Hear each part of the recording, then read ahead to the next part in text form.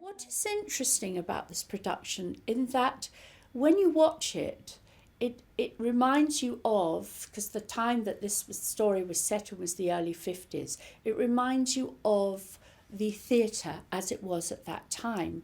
But of course it's got all the modern technology with it that moves you around.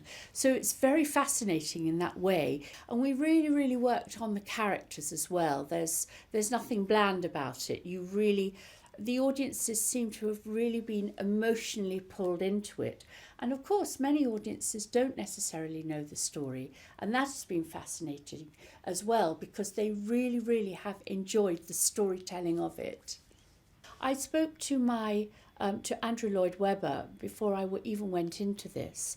And he did, and I said, the way that these pieces have been sung before have been by very different type of actresses and performers to me with different type of voice. And I said, I'm this kind of shimmering sort of soprano type. And he said, what you have to remember is that a lot of this music was written on your voice. So he said, you'll find it familiar. And of course, when I went into it in my own way, it was familiar, and I was able to, and it has a completely different sound to what people remember the other, like Glenn Close doing it and the other actresses, but it works. I think it's an incredibly fulfilling evening for people, and that's what, for me personally, I work really hard to do with everything that I have done.